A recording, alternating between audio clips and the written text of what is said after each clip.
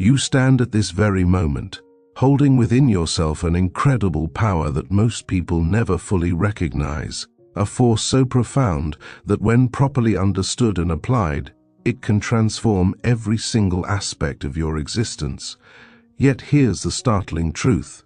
You've likely been your own worst enemy without even realizing it, treating yourself with a harshness you would never dream of directing toward a stranger, speaking to yourself with words so cutting they would make you recoil if spoken aloud, and denying yourself the very kindness, compassion, and care that forms the foundation of all achievement, all happiness, all genuine success in this world. Orison Swett Marden understood something that escaped most people of his era and continues to escape millions today, that the relationship you maintain with yourself determines absolutely everything else in your life. Every relationship you form, every goal you pursue, every dream you dare to chase, every obstacle you either overcome or surrender to, all of it stems from this one central relationship, the one between you and the person you see in the mirror each morning. This isn't some abstract philosophical concept meant for contemplation in ivory towers. This is practical, life-changing wisdom that when applied consistently creates results so dramatic they seem almost miraculous to those who witness the transformation. Consider for just a moment how you treat yourself on a daily basis, the words that run through your mind when you make a mistake, the standards you hold yourself to compared with those you apply to others, the rest you deny yourself, the nourishment you skimp on, the dreams you postpone indefinitely, the small joys you refuse to grant yourself because somehow you've decided you don't quite deserve them yet, not until you've achieved some arbitrary milestone that keeps moving further away the closer you get to it. We live in a culture that celebrates self-sacrifice to the point of self-destruction, that treats exhaustion as a badge of honor, that confuses relentless self-criticism with motivation and mistakes self-neglect for dedication. The irony runs deep because in trying to prove our worth through constant striving and self-denial, we actually diminish our capacity to achieve the very things we're sacrificing ourselves for. Marden witnessed this pattern repeatedly throughout his observations of human nature and achievement. He saw brilliant minds dulled by chronic fatigue, magnificent talents wasted through self-doubt, powerful wills broken by unrealistic expectations, and countless lives lived far below their potential simply because individuals never learned the fundamental art of being good to themselves.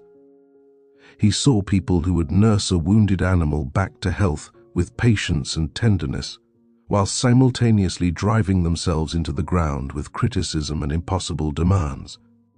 He observed the paradox of human nature, our capacity for infinite compassion toward others existing side by side with shocking cruelty toward ourselves. The message Marden brings isn't about self-indulgence or narcissism, far from it. It's about recognizing that you are the instrument through which all your life's work must flow, and like any instrument, you require proper care, maintenance, tuning, and yes, appreciation. A master violinist doesn't apologize for caring meticulously for their instrument. They understand that the quality of music they produce depends entirely on the condition of their violin. You are both the musician and the instrument in your life's symphony, and the music suffers terribly when the instrument is neglected, damaged, or held in contempt by its player. Think about the extraordinary demands you place upon yourself each day, the mental processing power required to navigate modern life, the emotional resilience needed to handle disappointments and setbacks, the physical energy necessary to accomplish your daily tasks, the creative capacity to solve problems and envision better futures, the spiritual strength to maintain hope and meaning when circumstances challenge both. You ask all of this from yourself, often simultaneously, yet how do you treat this incredible being who must somehow deliver all these capabilities? For most people, the answer is troubling. They treat themselves worse than they would treat a rented car, running on empty, ignoring warning lights, pushing past reasonable limits, and somehow expecting peak performance despite minimal maintenance. Marden tells a story that illuminates this point with striking clarity, a story of a wealthy businessman who owned magnificent horses, prize-winning animals that he cared for with meticulous attention, the finest feed, regular exercise, comfortable stables, expert veterinary care, everything these animals could possibly need to perform at their best. Yet this same man, so careful with his horses, treated his own body and mind with shocking negligence. He slept only 4 or 5 hours nightly, ate irregularly and poorly, never exercised, ignored persistent health symptoms, and drove himself relentlessly without pause or rest. When a friend pointed out this contradiction, asking why he lavished such care on his horses while neglecting himself, the businessman had no answer. He simply had never made the connection, had never seen himself as worthy of the same standard of care he automatically extended to animals he owned. This story might seem extreme, but variations of it play out in millions of lives every single day. People who wouldn't dream of skipping their dog's meal, yet regularly skip their own breakfast. Individuals who ensure their car gets regular oil changes, but ignore their own need for rest and recovery. Parents who provide everything for their children's well-being while running themselves into exhaustion and illness. The pattern reveals a deep-seated belief that somehow our own needs matter less than everyone and everything else, that self-care is selfish, that putting ourselves first in any way represents a moral failing rather than a practical necessity. But here's what Marden understood with crystal clarity. When you fail to be good to yourself, you don't just hurt yourself, you diminish everything you touch. Your work suffers because you bring less energy and creativity to it. Your relationships suffer because you bring less patience and presence to them. Your dreams suffer because you lack the strength to pursue them. Your contributions to the world shrink because your capacity contracts. Being good to yourself isn't selfish. It's the foundation of being genuinely useful to anyone else. It's the necessary first step before you can hope to make any meaningful difference in the world around you. The principle operates like oxygen masks on an airplane. You must secure your own mask first before attempting to help others, not because you matter more than they do, but because you cannot help anyone if you've passed out from lack of oxygen. Self-care isn't about choosing yourself over others. It's about ensuring you have something valuable to offer, that you're operating from a place of fullness rather than depletion, contribution rather than martyrdom, genuine strength rather than stubborn pride that refuses to acknowledge human limitations. Marden observed that the most effective, productive, genuinely successful people he encountered all shared one common characteristic. They had learned to treat themselves with the same care, respect, and kindness they extended to others. They recognized their own value not as something earned through achievement, but as something inherent in their existence.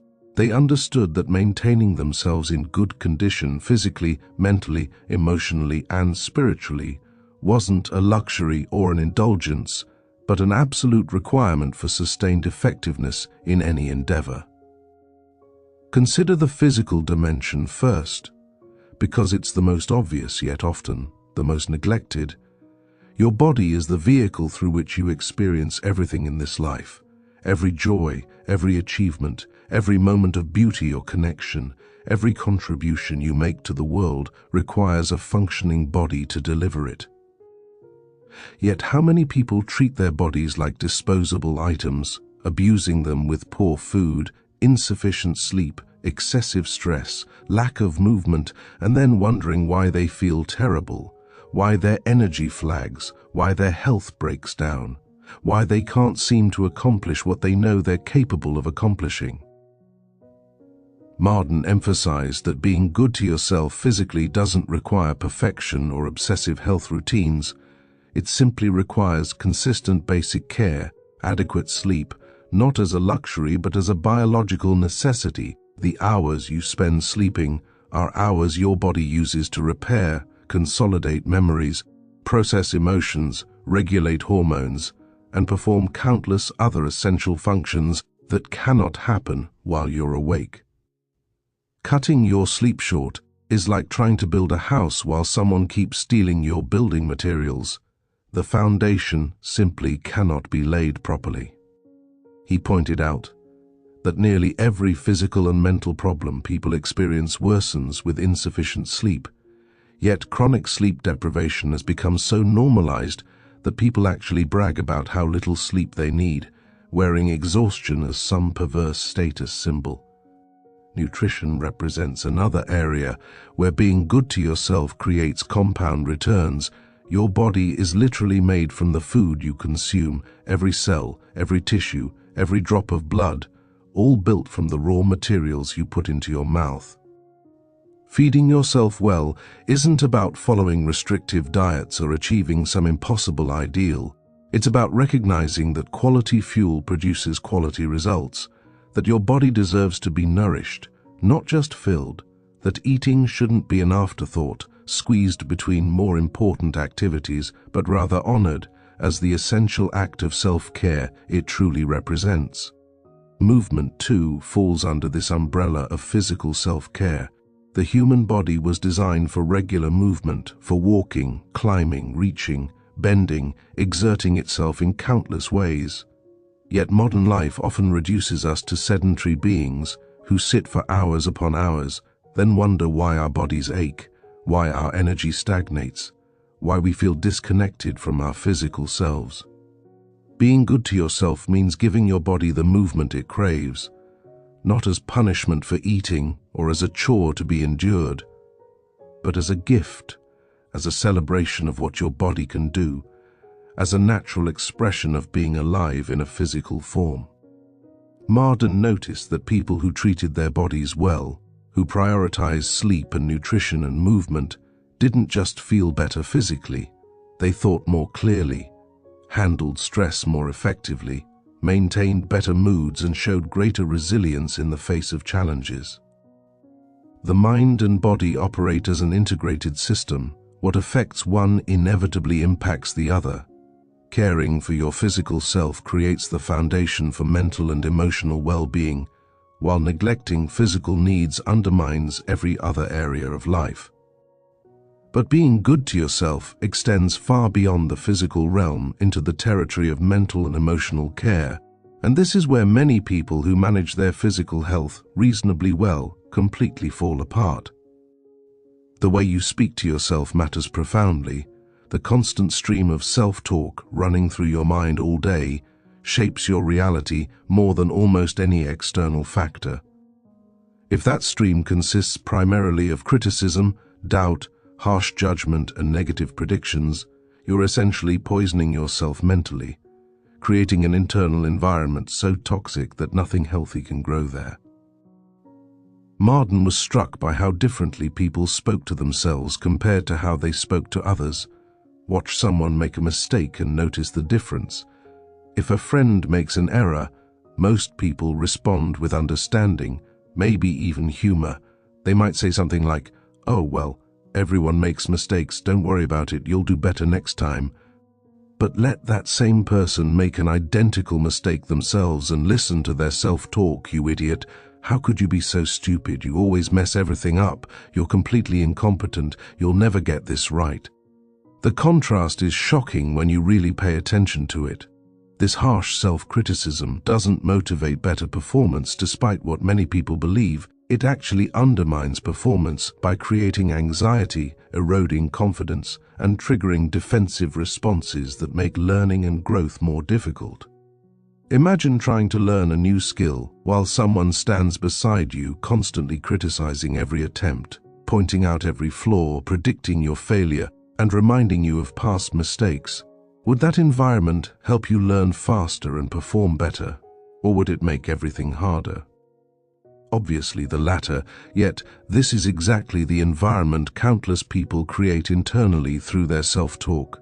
Being good to yourself mentally means becoming aware of your internal dialogue and consciously shifting it toward kindness, understanding, and encouragement.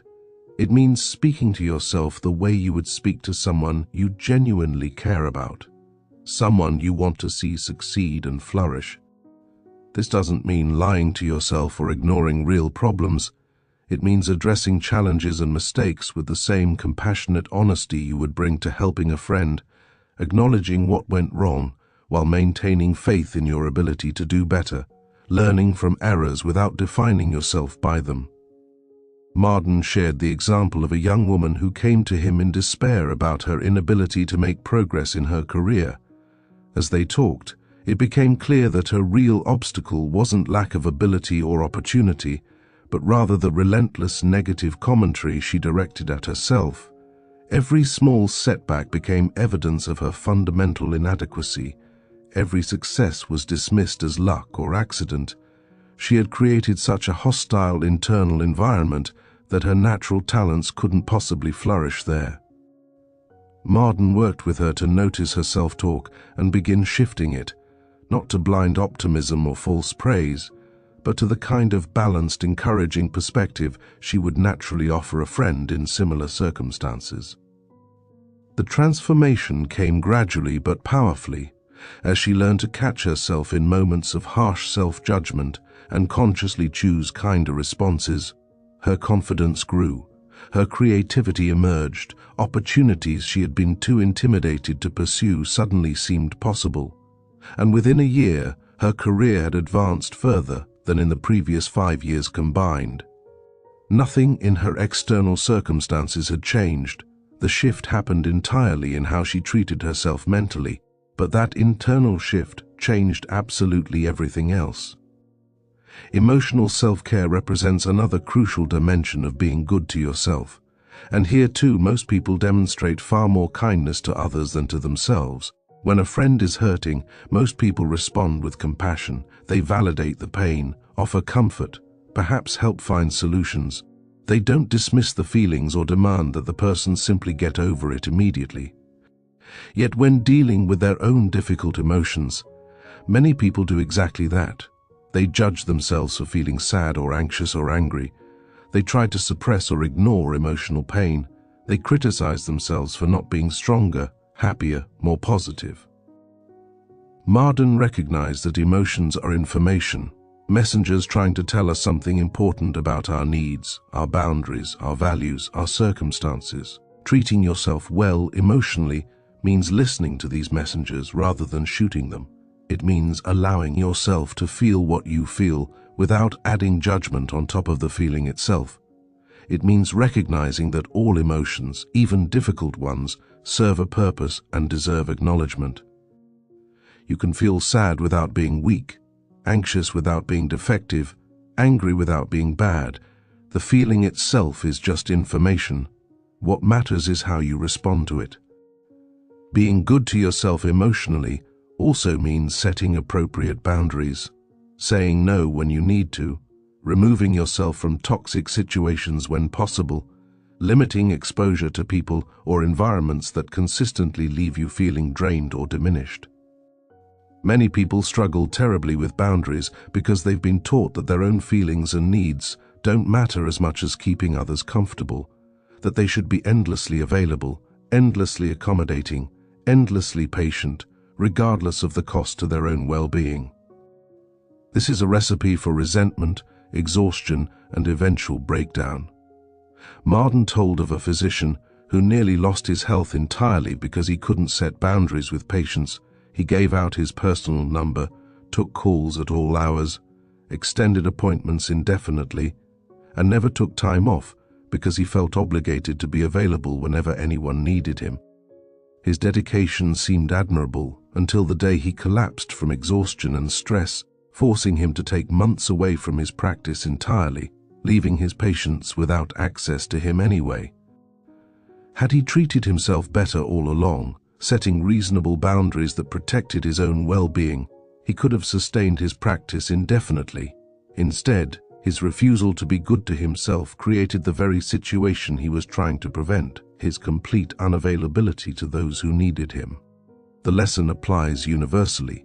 You cannot sustain giving from an empty cup. You cannot maintain healthy relationships while neglecting the relationship with yourself. You cannot care effectively for others while treating yourself with contempt or indifference.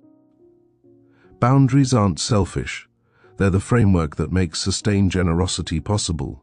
They protect your capacity to show up as your best self, rather than burning out and becoming useless to everyone, including yourself. Spiritual self-care, though less discussed, matters just as profoundly as physical, mental, and emotional care. And here, Marden used spiritual in the broadest sense, not necessarily tied to any religious tradition, but referring to your connection with meaning, purpose, beauty, transcendence, whatever feeds your soul and reminds you that life contains more than just the daily grind of tasks and obligations.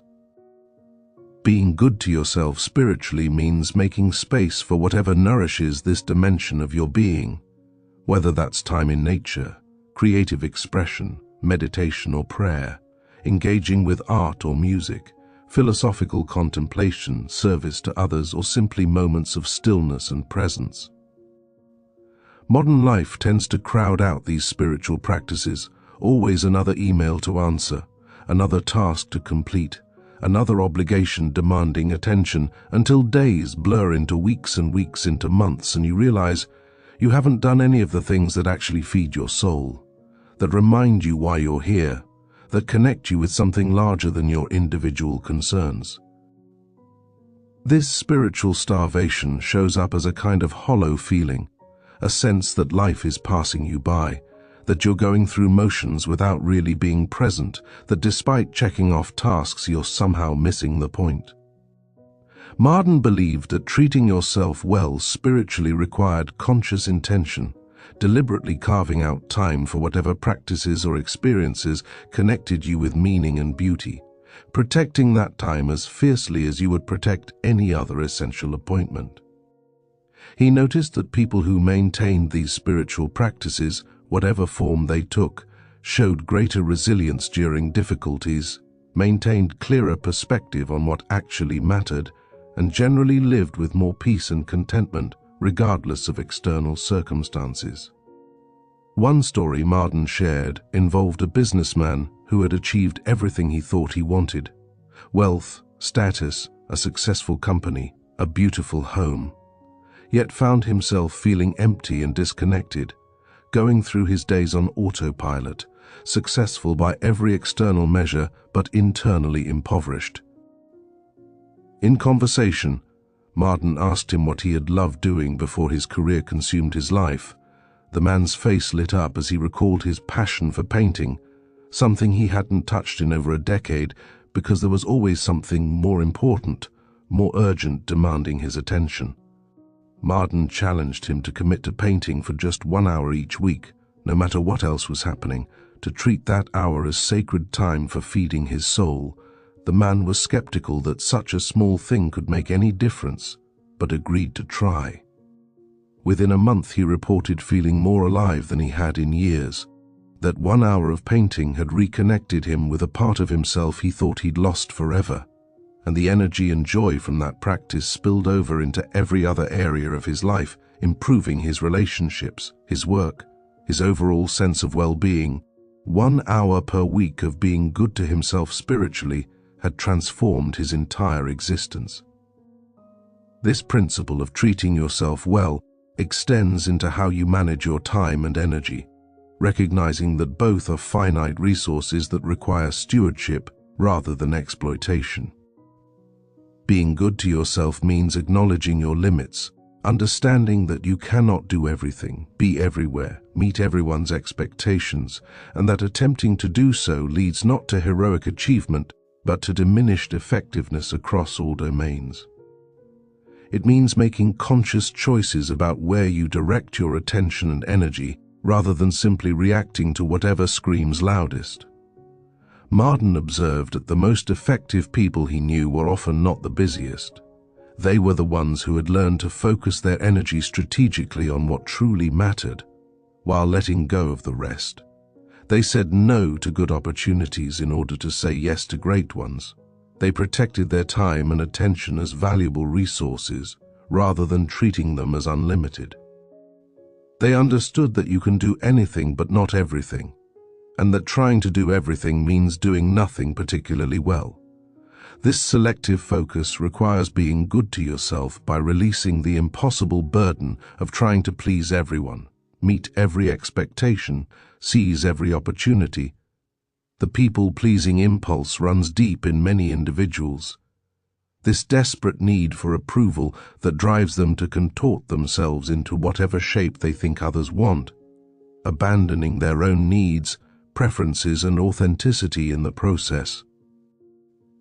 Marden saw this pattern destroy countless lives, people who achieved success by external standards while losing themselves entirely in the process, ending up with lives that looked impressive from outside but felt hollow from within. Being good to yourself means maintaining your integrity, staying connected to your own values and needs, even when that disappoints others, even when it costs you approval or opportunities. This doesn't mean being selfish or callous about others' needs. It means recognizing that you have needs too, that your preferences and boundaries matter, that a life spent in constant self-abandonment to please others isn't noble, it's tragic. The irony is that people who maintain their integrity and boundaries often end up more respected and more effective than those who try to please everyone, because there's a solidity and reliability to someone who knows who they are and honors that, while people-pleasers come across as wishy-washy and untrustworthy, shifting with every wind of opinion. Marden told of a young lawyer who was offered a lucrative position at a prestigious firm. Everything he thought he wanted: money, status, opportunity. But something felt wrong about it. The firm's culture clashed with his values. The work they did felt meaningless to him despite the impressive clientele. His gut told him this wasn't his path, even though his mind argued that he'd be crazy to turn it down. For days he agonized over the decision, worried about disappointing people, about seeming ungrateful, about missing his big chance. Finally, he chose to be good to himself by honoring his own inner knowing. He turned down the position and took a much less prestigious job with a small non-profit, earning a fraction of the salary but doing work that felt meaningful to him. Many people thought he'd made a terrible mistake, throwing away such an opportunity. But years later, when Marden encountered him again, the man radiated satisfaction and purpose. He had built a meaningful career aligned with his values. While many of those prestigious firm associates were burned out, cynical, or had left law entirely, his choice to be good to himself, to honor his own truth despite external pressure, had created a foundation for lasting fulfillment. Rest represents another crucial aspect of being good to yourself, yet it's something our culture has largely forgotten how to value.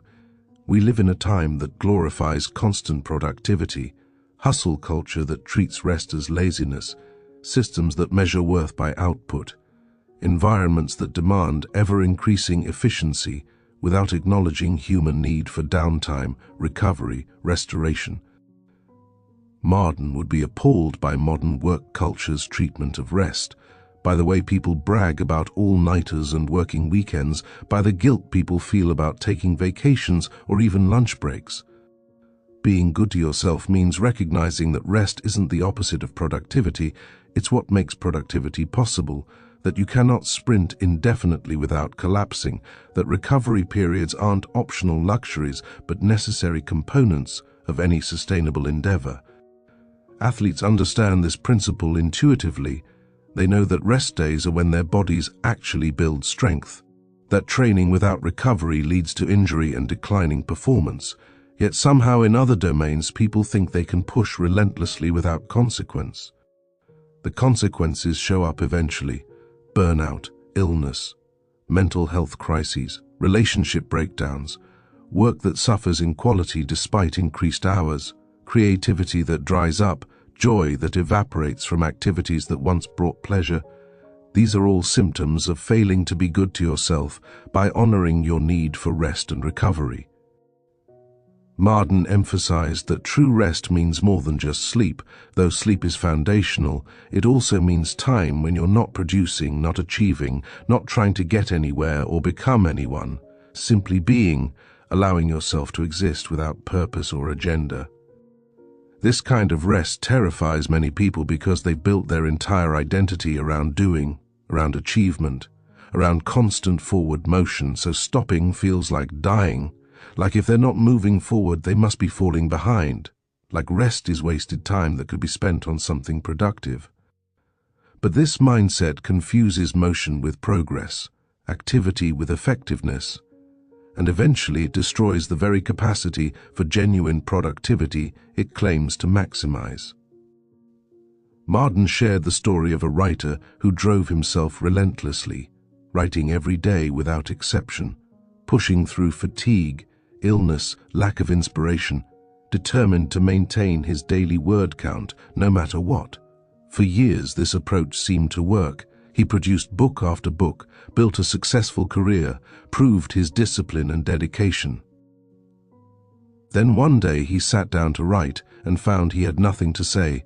The well had run completely dry, months passed and still nothing. He had burned out so completely that the very activity he'd built his life around had become impossible. In desperation, he did the one thing he'd never allowed himself. He stopped trying. He gave himself permission to rest genuinely, deeply, without agenda or timeline. For weeks he did nothing related to writing. He walked in nature, read for pleasure, spent time with friends, allowed himself to simply be without producing anything. Slowly, gradually, something shifted. Ideas began bubbling up again, not forced or manufactured, but arising naturally from a replenished well. When he finally returned to writing, it flowed more easily than it had in years, and the work was better, more authentic, more alive than anything he'd produced during his period of relentless pushing.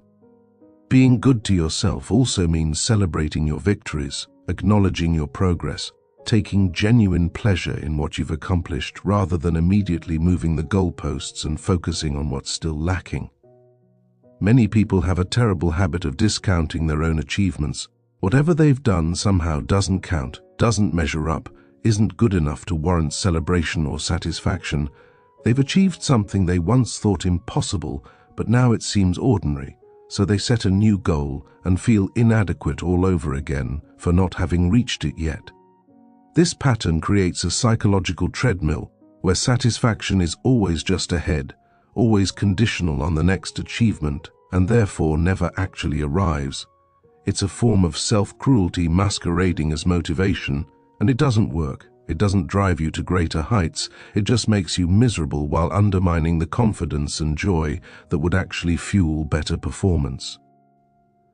Marden noticed that genuinely successful people, those who achieved great things while maintaining their well-being, had learned to celebrate progress, to acknowledge how far they'd come, to feel legitimate satisfaction in their accomplishments while still maintaining ambition for future growth.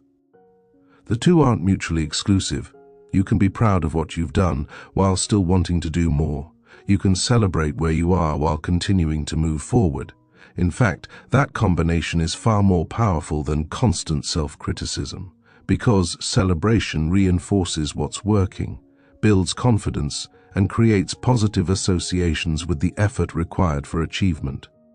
When you acknowledge your victories, you teach your brain that effort leads to success, that you're capable, that progress is possible, all of which makes continued effort more likely and more effective. Marden told of a student who came to him frustrated by her lack of progress in learning a difficult subject. When he asked her to describe her study approach, she outlined a pattern of constant self-criticism, focusing only on what she didn't understand, berating herself for every mistake, feeling discouraged by how much she still had to learn. He asked her to try something different. Each study session, before focusing on new material, she should review what she had mastered, acknowledge the progress she'd made, celebrate the concepts she now understood that had once seemed impossible. The shift felt awkward at first. Celebrating felt arrogant, premature. She hadn't mastered everything yet, so what was there to celebrate? But she committed to the practice, and within weeks, her entire relationship with learning had transformed. By acknowledging her progress, she felt more capable, more confident, and paradoxically, this made learning faster and easier. The material she had been struggling with for months suddenly began clicking into place. not because she was studying harder, but because she had stopped undermining herself, had started being good to herself by recognizing her own growth. Forgiveness represents another crucial way of being good to yourself, particularly self-forgiveness for past mistakes, failures, poor choices. Everyone has a history. Everyone has done things they regret, hurt people they care about, failed at things that mattered, made choices they wish they could take back. You can respond to this reality in two fundamentally different ways. You can hold these mistakes against yourself forever, defining yourself by your worst moments, rehearsing your failures, maintaining a running list of everything you've done wrong, or you can practice self-forgiveness, acknowledging what you did wrong, learning from it, making amends where possible, and then releasing it rather than using it as ammunition for endless self-punishment. Marden was adamant that holding on to guilt and shame for past mistakes doesn't prevent future ones. It actually makes them more likely by keeping you stuck in a negative self-concept, believing yourself to be fundamentally flawed, bad, incompetent, and people tend to live up or down to their self-concept. If you believe you're the kind of person who always messes things up, you'll likely find ways to prove that belief correct. Self-forgiveness isn't about excusing wrong behavior or avoiding responsibility. It's about responding to mistakes the way a good teacher responds to a student's error, noting what went wrong, helping understand why, providing guidance for doing better, and then moving forward with faith in the capacity to improve. He shared the powerful story of a businessman who made a catastrophic decision early in his career, a judgment call that cost his company dearly and resulted in several people losing their jobs.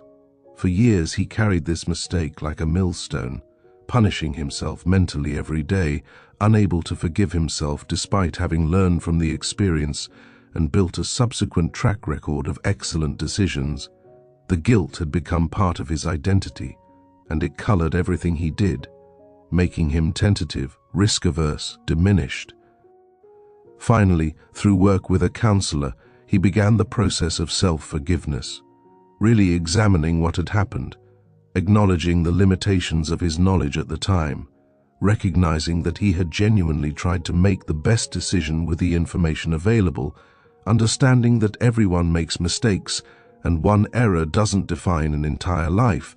This process was painful but ultimately liberating. As he released the guilt he had carried for so long, his energy returned, his confidence rebuilt, his decision-making improved further because he wasn't operating from a place of fear and shame, but from clarity and self-trust. Being good to yourself also means surrounding yourself with people who treat you well, who respect you, who celebrate your growth rather than resent your success, who support your well-being rather than exploiting your willingness to sacrifice yourself. Marden observed that many people maintain relationships that consistently leave them feeling bad about themselves. Relationships with people who criticize more than they encourage, who take more than they give, who diminish rather than enhance well-being. And they maintain these relationships out of obligation, history, fear of loneliness, or simply because they don't believe they deserve better. The company you keep profoundly shapes who you become. Spend enough time around people who criticize and diminish you, and you'll internalize those messages. Spend time with people who recognize your worth and support your growth, and you'll flourish. This isn't about surrounding yourself only with people who agree with you or never challenge you. Healthy relationships include honest feedback and sometimes difficult conversations. But there's a fundamental difference between someone who challenges you because they believe in you and want you to grow, versus someone who criticizes you because it makes them feel superior or because they're threatened by your potential. Being good to yourself means being willing to distance yourself from toxic relationships, even when doing so feels difficult or uncomfortable, even when others judge you for it, even when you feel guilty for prioritizing your own well-being over maintaining a relationship that hurts you.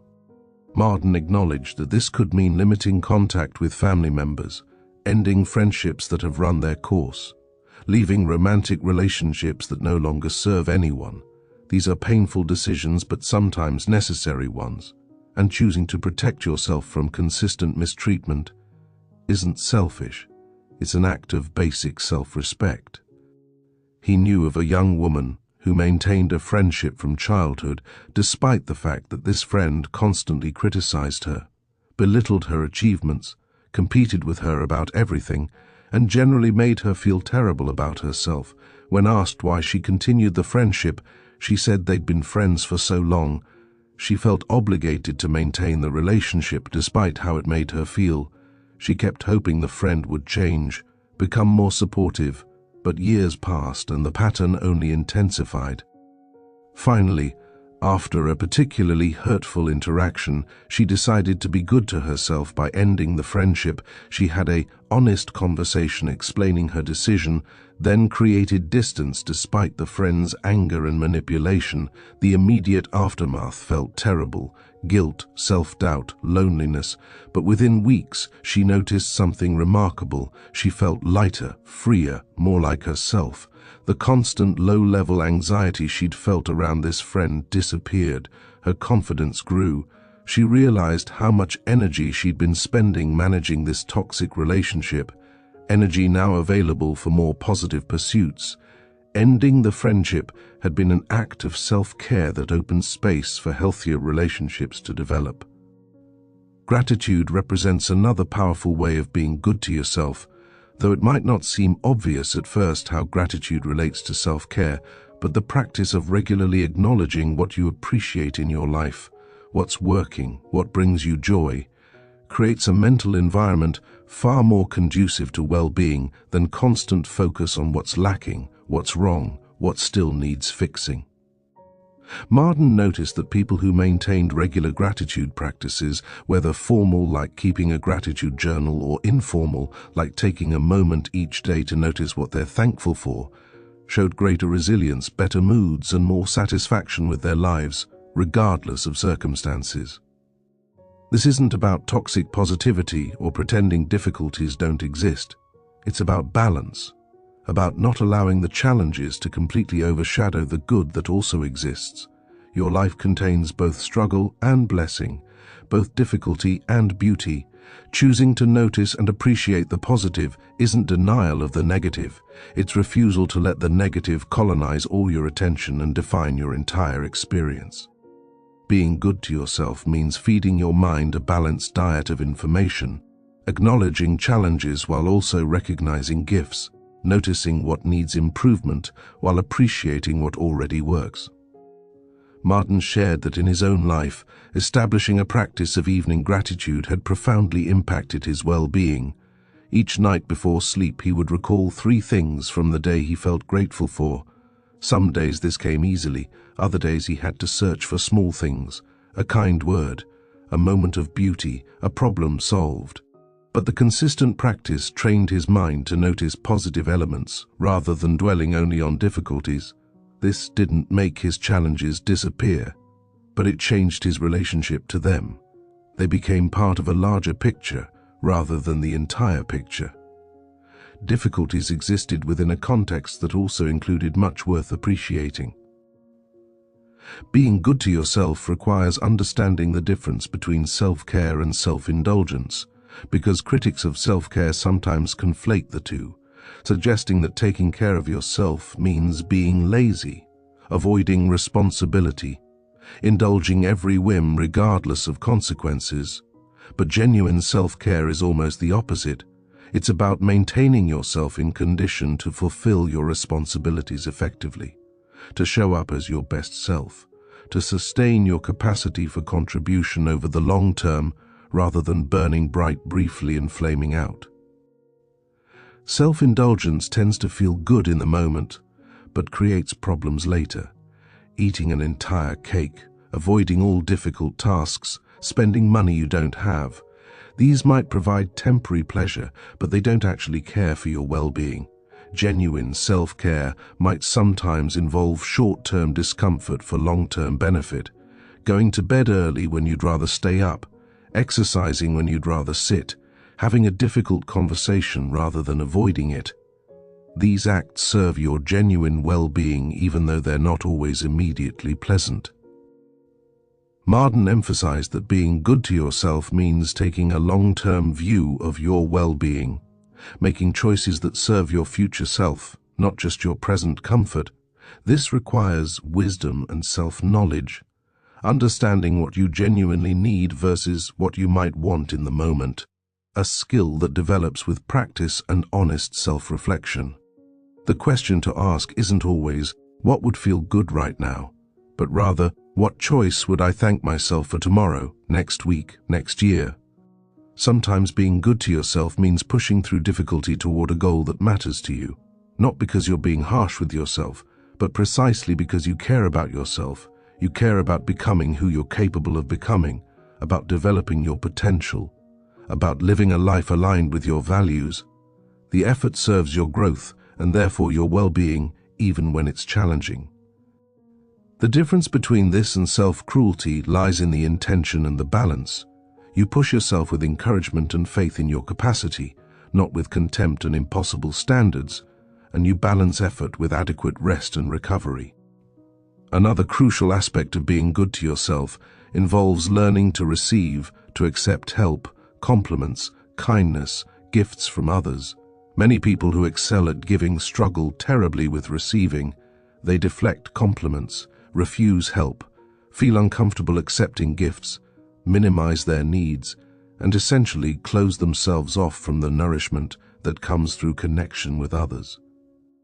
Marden noticed this pattern, particularly in caregivers and highly responsible individuals who had developed such strong identities around giving that receiving felt threatening to their sense of self, as though accepting help meant admitting weakness or becoming a burden. But the truth is that receiving is just as important as giving. Relationships thrive on reciprocity, on the flow of energy and support moving both directions. When you refuse to receive, you rob others of the joy of giving, you create imbalance in relationships, and you deprive yourself of genuine support that could ease your burdens and enhance your life. Being good to yourself means allowing yourself to be helped, to be loved, to be supported, to acknowledge that you don't have to do everything alone, that interdependence is strength, not weakness, that receiving graciously is a gift you give to others as much as to yourself. Marden told of a woman who had spent her entire life as the helper, the one everyone turned to in crisis, the reliable one who never needed anything from anyone. She took pride in this identity, in her strength and self-sufficiency, but it also left her profoundly isolated because no one really knew her struggles, her needs, her vulnerabilities. She had trained everyone around her that she was fine, always fine, needed nothing, so they stopped offering. When she finally faced a crisis too large to handle alone, she found herself terrified to ask for help, convinced people would judge her, reject her, see her as weak. Finally, she gathered the courage to reach out to a friend, to admit she was struggling and needed support, and something remarkable happened. The friend didn't judge or reject her. Instead, she responded with warmth and genuine eagerness to help, grateful to finally be trusted with the truth, to be allowed to give back after receiving so much over the years. This experience cracked open the woman's defensive self-sufficiency. She began carefully allowing more people to see her needs, to help her, to support her, and her relationships deepened profoundly. She discovered that vulnerability didn't make people respect her less, it made them love her more. That allowing herself to be helped wasn't burden, it was gift. The gift of real intimacy based on mutual support rather than one-sided giving. Financial self-care represents another dimension that deserves attention, though people rarely think of money management as self-care. The way you handle money profoundly impacts your stress levels, your options, your sense of security and possibility. Being good to yourself financially doesn't necessarily mean earning more, though that might be part of it. It means managing whatever resources you have in ways that serve your genuine well-being, rather than working against it. This might mean creating a budget so you understand where your money actually goes, rather than living with constant financial anxiety. It might mean reducing debt so you're not shackled to payments that limit your choices. It might mean building savings so unexpected expenses don't become crises. It might mean spending money on things that genuinely enhance your life, while cutting spending on things you buy from habit or to impress others. Marden observed that financial stress undermined every other area of well-being, making it harder to be patient, creative, present, generous, healthy. So treating yourself well financially creates foundation for treating yourself well in all other ways. He shared the example of a couple who earned good money but lived in constant financial stress because they spent everything they made and more, always scrambling to cover bills, fighting about money, feeling trapped despite relatively high income. When they finally faced their financial reality honestly and created a plan aligned with their actual values rather than keeping up appearances, everything shifted. They discovered they had been spending significant amounts on things they didn't even care about, trying to maintain a lifestyle that impressed others but didn't actually bring them joy. By cutting those expenses and redirecting money toward what genuinely mattered to them, savings for security, experiences over possessions, paying off debt, they actually improved their quality of life while spending less. The financial breathing room reduced stress dramatically, improved their relationship, gave them options they hadn't had when living paycheck to paycheck despite good income. Being good to themselves financially meant getting honest about what they truly valued and aligning their spending with those values rather than with external expectations. Continuing education and personal growth represent another way of being good to yourself, investing in your own development, learning new skills, exploring new interests, expanding your understanding and capabilities. Marden believed deeply that stagnation was a form of dying, that human beings are designed for growth and wither when it stops, that treating yourself well means continuing to learn and develop throughout your life, not just in youth but across all the decades you're given. This doesn't necessarily mean formal education, though that might be part of it.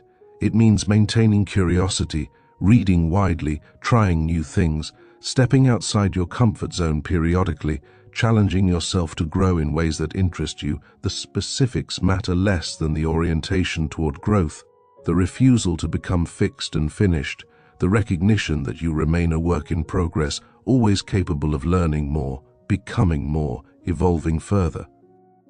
Being good to yourself means investing in that growth rather than deciding at some point that who you are now is who you'll be forever.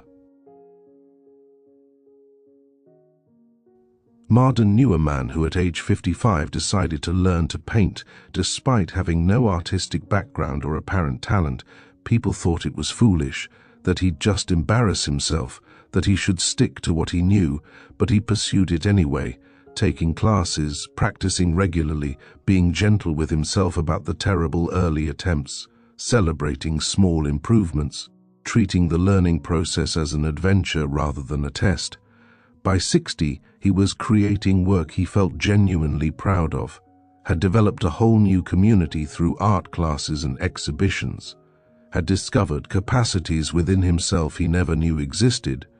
Those 5 years of learning had enriched his life immeasurably, had given him joy and purpose and growth in a stage of life when many people have stopped expanding, all because he was good to himself by honoring his desire to learn something new.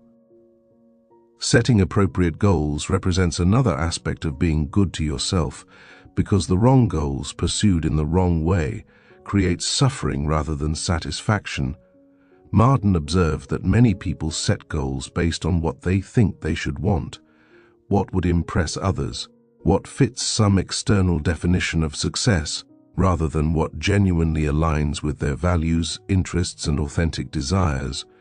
Then they drive themselves relentlessly toward goals that don't actually matter to them, achieving them only to discover the achievement feels hollow, meaningless, or they fail to achieve them and feel like failures, when really the failure was in choosing the wrong target. Being good to yourself means getting very honest about what you actually want, not what you think you should want, not what would look good from outside, but what genuinely lights you up, what feels meaningful to you, what aligns with your values and how you want to spend your finite time on this earth, and then setting goals that move you toward that authentic vision rather than towards some borrowed or imposed definition of success. This requires courage because your authentic goals might not impress other people, might not fit conventional measures of achievement, might even disappoint those who have other plans for your life. But living someone else's vision for your life, no matter how successfully, is a profound form of self-abandonment. It's the opposite of being good to yourself. Marden met countless people near the end of their lives who expressed deep regret, not about goals they failed to achieve, but about spending decades pursuing goals that never actually mattered to them, trying to please parents or impress peers or meet society's expectations while their own dreams withered from neglect. He never wanted anyone to face that particular regret, the sorrow of a life spent becoming someone they never wanted to be. He told of a young man from a family of physicians who was expected to follow the family tradition. He went through medical school because it was expected, began a residency because that was the next step, and was profoundly miserable the entire time. His real passion was music, specifically composing, but that wasn't a real career according to his family, not something to waste his life pursuing.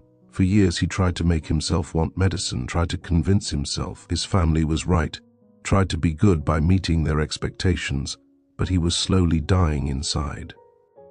Finally, at age 29, he made the terrifying decision to be good to himself instead of good. According to his family's standards, he left medicine and pursued music full-time. His family was devastated, furious, certain he was throwing his life away. The first years were extremely difficult financially and emotionally, but he had come alive in a way he never had during all his years in medicine. 20 years later, he was supporting himself as a composer, not wealthy but comfortable enough, and more importantly, genuinely fulfilled, living a life that felt authentic and meaningful to him. His relationship with his family had eventually healed once they saw he was genuinely happy, genuinely flourishing in his chosen path. Marden emphasized that the young man's choice wasn't about music being superior to medicine. Had he genuinely loved medicine, the choice to pursue it would have been equally valid. The point was honoring his authentic interests and talents rather than living someone else's script. Being good to yourself means claiming the right to determine your own path, even when others disagree, even when the path you choose looks different from what's expected or conventional. Play and pleasure represent another often neglected dimension of being good to yourself. Marden noticed that many adults had completely lost touch with play, with doing things purely for enjoyment with no productive purpose, no goal beyond the pleasure of the activity itself. They worked, fulfilled obligations, maybe consumed entertainment passively, but rarely engaged in the kind of wholehearted play that children do naturally, the sense of being fully absorbed in an enjoyable activity simply because it's enjoyable. This loss diminishes life significantly. Play isn't frivolous or childish, it's a fundamental human need, a way of experiencing joy, creativity, freedom, presence. Being good to yourself means making space for play, whatever that means for you. Sports or games, creative hobbies, dancing, building things, exploring nature. Whatever activities engage you so fully that you lose track of time and emerge refreshed rather than depleted. These aren't luxuries to squeeze in. If you happen to have time left over, after everything important, they're essential nourishment for the human spirit. Marden knew a stressed executive who worked constantly, took pride in his work ethic, his dedication, his results, but privately felt increasingly empty and disconnected. Life had become an endless series of tasks and obligations with no joy, no spontaneity, no lightness. A friend finally challenged him to identify one thing he had loved doing as a child that he hadn't done in years. After thinking about it, he remembered how much he had loved building model airplanes, the focused absorption of following instructions, seeing the plane take shape, the satisfaction of completion. Feeling slightly ridiculous, he bought a model kit and spent an evening building it, expecting to feel bored or to think about work the whole time. Instead, he became completely absorbed. Hours passed like minutes, and when he finished, he felt more relaxed and energized than he had in months. That experience opened something in him. He began scheduling regular time for this play, building increasingly complex models, and the practice became an anchor, a reminder that life contained more than achievement and obligation, that pleasure and play were legitimate and valuable. The shift in this one area seemed to positively affect his entire life. He became more present with his family, more creative in his work, generally more satisfied despite making no major external changes. Another crucial element of being good to yourself involves learning when to persist and when to pivot. There's wisdom in persistence, in not giving up when things get difficult, in pushing through obstacles toward goals that matter.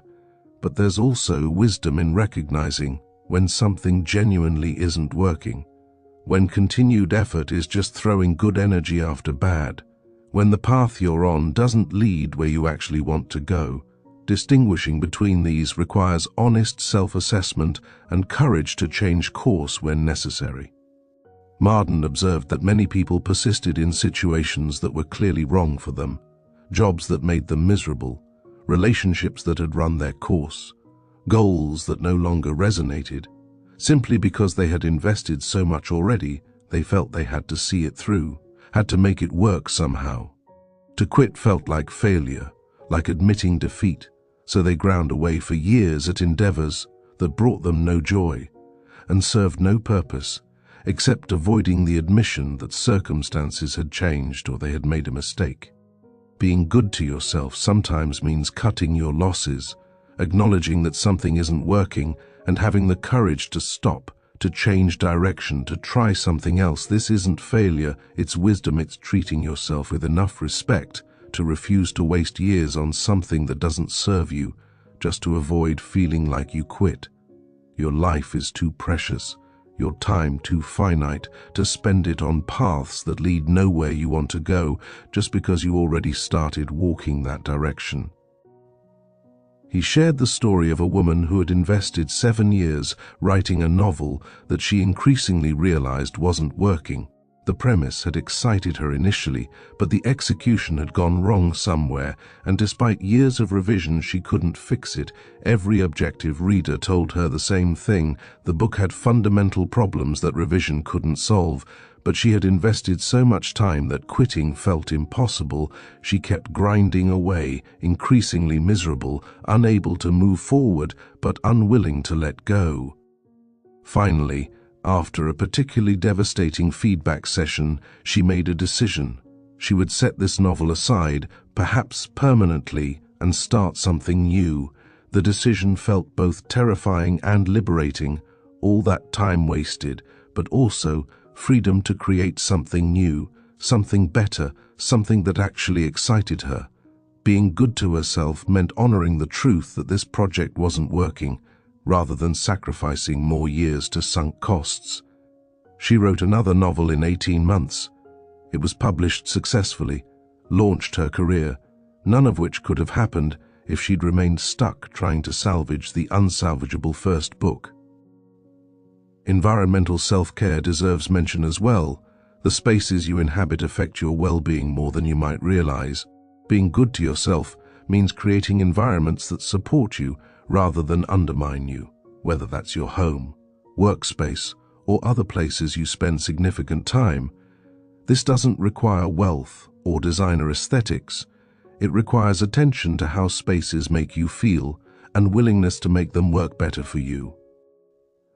Marden noted that people often tolerated environments that drained them, cluttered spaces that created constant low-level stress, disorganized areas where they could never find what they needed, depressing surroundings that dampened their spirits simply because they'd gotten used to it, stopped noticing, decided it didn't matter enough to address.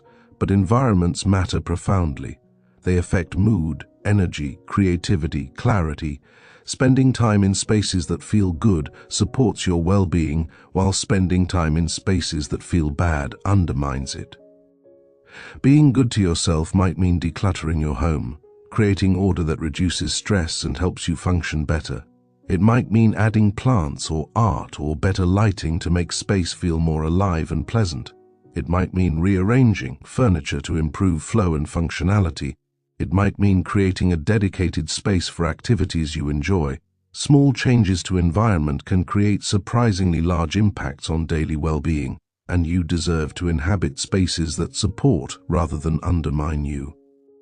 Professional boundaries represent another crucial aspect of being good to yourself, particularly in work contexts. Knowing when to say no to additional responsibilities, when to push back on unreasonable demands, when to protect your time and energy from encroachment.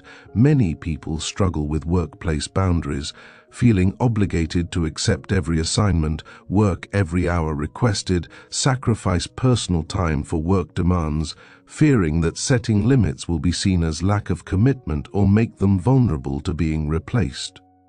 But Marden understood that lack of boundaries doesn't lead to better work or greater security. It leads to burnout, resentment, declining quality, and eventual breakdown. Being good to yourself professionally means establishing clear boundaries about what you will and won't do, communicating those boundaries clearly, and maintaining them even when pressured to violate them. This might mean refusing to regularly work beyond contracted hours, declining assignments when you're already at capacity, insisting on taking vacation time, protecting certain hours for focused work without interruption. These boundaries might create initial friction, particularly in work cultures that expect unlimited availability, but they ultimately benefit everyone. You remain sustainable and effective rather than burning out. Your work quality stays high because you're adequately rested and focused. You model healthy practices that might give others permission to set their own boundaries, and you maintain the energy and enthusiasm needed for genuine innovation and contribution, rather than just going through motions while running on fumes. He knew of a manager who was always the first to arrive and last to leave, who answered emails at all hours, who sacrificed weekends and vacations for work, who prided himself on his dedication and availability. But after 10 years of this pattern, he found himself exhausted, cynical, resenting work that he had once loved. His health was suffering, his relationships were strained, and despite all the extra hours, his actual productivity had declined because he was too tired to think clearly or be creative. A health scare finally forced him to reevaluate. He began setting and maintaining boundaries. Reasonable work hours with rare exceptions. No email after 7 p.m. or on weekends. Taking his full vacation time. Protecting time for exercise and family. His initial fear was that everything would fall apart, that he'd be seen as less committed, that his career would suffer. Instead, the opposite happened. His productivity increased because his work hours were focused and energized rather than exhausted and scattered. His team's productivity increased because they no longer waited for him to be available at all hours. His health improved, his relationships deepened, and his genuine enthusiasm for work returned. Being good to himself professionally had improved every aspect of his work and life. Creative expression represents another way of being good to yourself that many people neglect. Everyone has creative capacity, some spark of imagination and expression that wants outlet, but many adults have shut down their creativity, decided they're not artistic, not talented enough, that creative pursuits are frivolous or childish, something to set aside in favor of more serious adult responsibilities. This shutting down of creative expression diminishes life, cuts you off from a vital source of joy, meaning, and self-understanding. Being good to yourself means honoring whatever creative impulses you have, finding outlets for creative expression, even if you're not professionally talented, even if what you create isn't good by objective standards, even if no one ever sees it.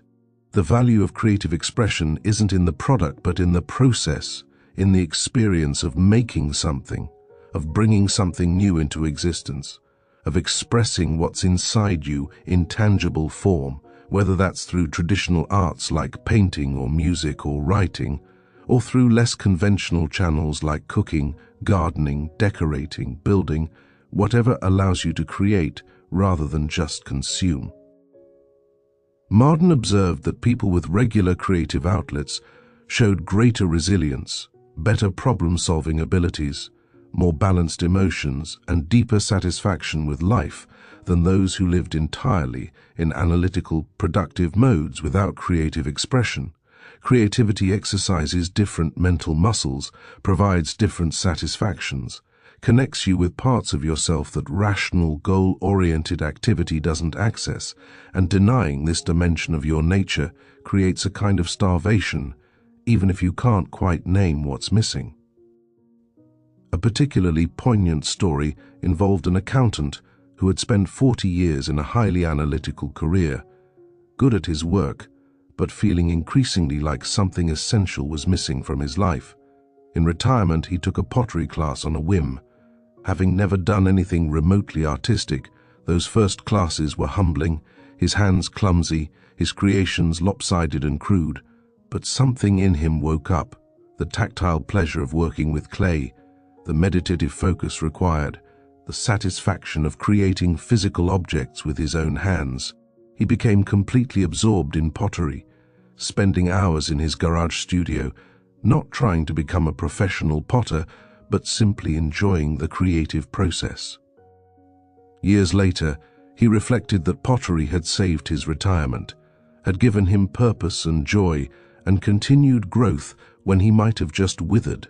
Those decades of denying his creative nature had left him diminished in ways he hadn't recognized until he finally allowed that part of himself expression. He wished he had discovered it earlier, integrated creativity into his life all along, rather than waiting until retirement. The lesson: being good to yourself means honoring all dimensions of your nature, including creative, not setting them aside until some theoretical future moment when you'll finally have time. Social connection represents another vital element of being good to yourself. Humans are profoundly social creatures. We need connection, belonging, relationships in which we're truly seen and valued. Isolation undermines well-being in fundamental ways. Even for introverts who need substantial alone time, everyone requires some degree of genuine connection to thrive. Yet modern life often works against this need, creating busy isolation where people are constantly surrounded by others, yet rarely genuinely connected. Being good to yourself means prioritizing real connection, investing time and energy in relationships that matter, being vulnerable enough to let people actually know you rather than just seeing the surface you present. This requires courage, because real connection requires risk, requires showing up authentically and trusting that you're worthy of being loved as you actually are, rather than as who you think you should be. It also requires selectivity, investing in relationships that are genuinely mutual and supportive, rather than one-sided or toxic. Marden noted that quality mattered more than quantity in relationships.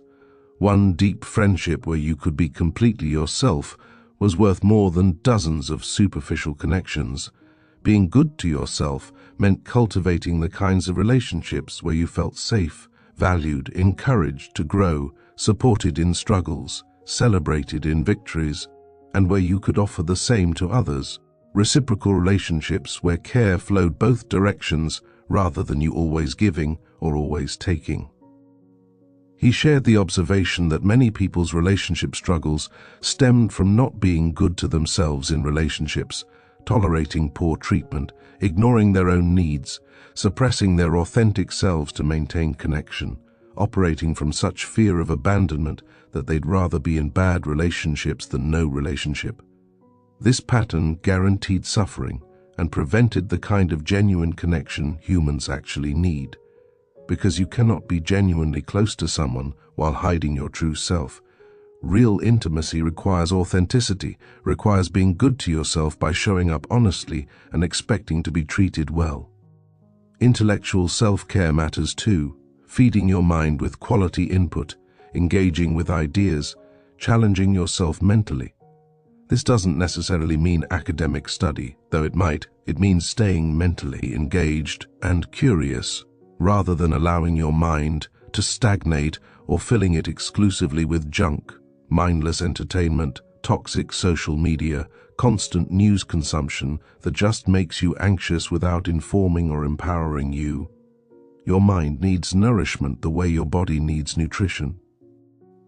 Being good to yourself intellectually might mean reading books that challenge and expand your thinking, listening to podcasts or lectures that introduce new ideas, engaging in meaningful conversations, learning about topics that interest you, spending time thinking deeply rather than just reacting to constant stimulation. The specifics matter less than the principle of treating your mind as valuable, feeding it things worth processing rather than just whatever's immediately available or algorithmically recommended. Marden believed intellectual engagement kept people vital across their entire lifespan, that the mind, like the body, functioned better with regular exercise, atrophied with disuse. People who stopped learning, stopped thinking about new ideas, stopped challenging their assumptions typically aged poorly, becoming rigid and diminished, while those who maintained intellectual curiosity stayed engaged, alive, growing throughout their lives. Spiritual self-care, as mentioned earlier but worth emphasizing again, involves whatever connects you with meaning, purpose, transcendence, the dimension of life beyond immediate material concerns. Every person needs something that reminds them why they're here, what matters, what's worth caring about, what's larger than individual concerns. Without this spiritual dimension, however you understand it, life tends toward flatness, meaninglessness, a kind of soul-deep exhaustion that rest doesn't touch. Being good to yourself spiritually means protecting time for whatever practices or experiences feed this dimension, whether that's religious worship, time in nature, meditation, service to others, creative expression, philosophical reflection, deep conversation, whatever genuinely nourishes your soul. And it means not letting the urgent crowd out the important, not sacrificing meaning to productivity, not becoming so consumed with doing that you forget about being. Now, as we draw toward the conclusion of this exploration, it's important to recognize that being good to yourself isn't a destination you arrive at. It's a practice you maintain, a series of choices you make daily, sometimes moment by moment, about how you'll treat yourself, what you'll accept, what you'll protect, how you'll respond to difficulties, what you'll prioritize. It requires ongoing attention and adjustment because your needs change, circumstances shift. What served you well at one point might not work later. Being good to yourself means staying attuned to your actual current needs rather than operating on autopilot or outdated assumptions. You'll mess this up sometimes. There will be days when you slip back into harsh self-criticism, when you neglect your needs, when you accept poor treatment, when you drive yourself too hard or indulge yourself destructively. This is normal, expected, part of being human. The practice isn't about perfection. It's about gently returning to treating yourself well when you notice you've drifted away from it, without adding self-punishment for having drifted, just acknowledging what happened and making a different choice going forward. Marden would want you to understand that you are worthy of being treated well, not because of what you've achieved or how you compare to others, but simply because you exist, because you're a human being with inherent dignity and value. You don't have to earn the right to treat yourself with kindness, compassion, and care. You already possess that right. By virtue of being alive, the question is whether you'll claim it, whether you'll give yourself what you've always deserved, whether you'll become your own ally rather than your own adversary. The transformation that occurs when you truly begin being good to yourself ripples outward in ways you cannot fully predict. As you treat yourself better, you naturally begin treating others better because you're operating from fullness rather than depletion, from self-respect rather than self-loathing, from clarity rather than confusion. Your work improves because you bring more energy and creativity to it. Your relationships deepen because you show up more authentically and generously.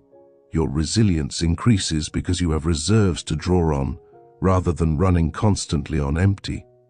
Your entire experience of being alive shifts from something to be endured to something to be engaged with and even enjoyed.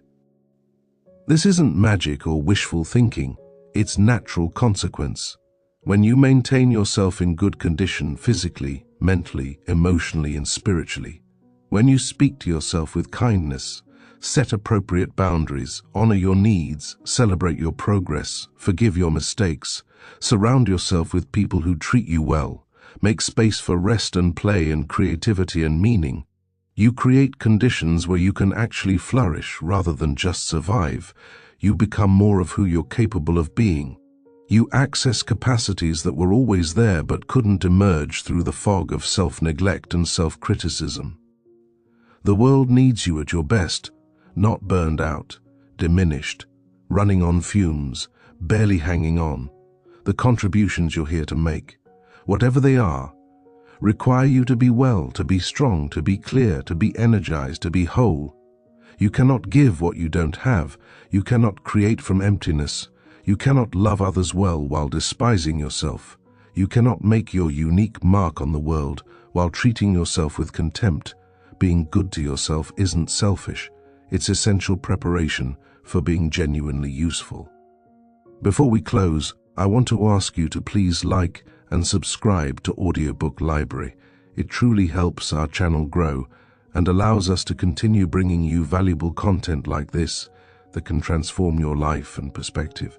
Your support makes a real difference in our ability to keep creating and sharing wisdom that matters. Start today, right now, with one small act of being good to yourself. Maybe it's getting adequate sleep tonight. Maybe it's speaking to yourself more kindly. Maybe it's setting one boundary you've been afraid to set. Maybe it's taking 10 minutes for something you enjoy. Maybe it's forgiving yourself for something you've been holding against yourself for too long.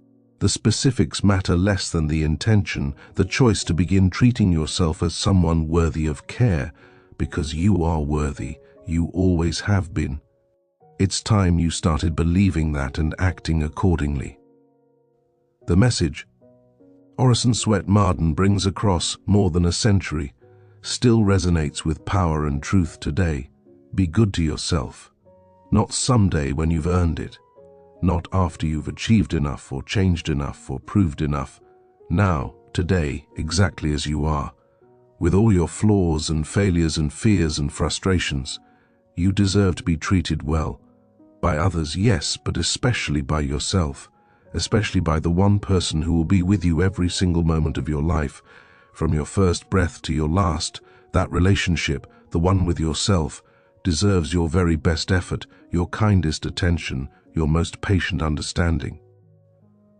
Imagine waking each morning as your own best friend, someone who believes in you, encourages you, supports you, celebrates you, someone who holds you accountable lovingly rather than harshly, who picks you up when you fall rather than kicking you while you're down, someone who sees your potential and nurtures it rather than constantly focusing on your inadequacies. This isn't fantasy. This can be your reality. This can be the relationship you have with yourself if you choose it, if you practice it, if you commit to being good to yourself, even when, especially when, it feels unfamiliar or uncomfortable. The journey of 1,000 miles begins with a single step. The journey of transforming your relationship with yourself begins with one choice. One moment of treating yourself differently, of speaking more kindly, of honoring a need, of setting a boundary, of celebrating a victory, of forgiving a mistake. That single choice creates momentum, makes the next choice easier, begins establishing a new pattern, a new way of being with yourself that accumulates over days and weeks and months into fundamental transformation. You've spent enough time being your own worst critic, enough years driving yourself relentlessly, enough moments believing you're not quite good enough, smart enough, strong enough, enough. It's time for something different. Time to discover what becomes possible when you direct toward yourself even a fraction of the kindness you've extended to others. Time to learn what you're capable of when you're operating from a foundation of self-respect and self-care rather than self-criticism and self-neglect.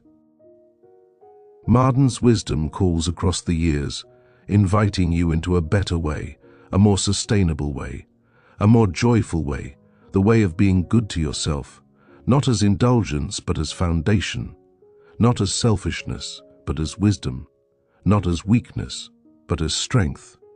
Will you accept the invitation? Will you begin the practice? Will you give yourself what you've always deserved? Kindness, compassion, care. The answer to that question will shape everything else in your life. Choose wisely, choose kindly, choose yourself. Please check our channel's video library. For more transformative content like this that can help you live your best life, we have many other audiobooks and summaries covering personal development, success principles, and timeless wisdom that can guide you on your journey. And here's something interesting.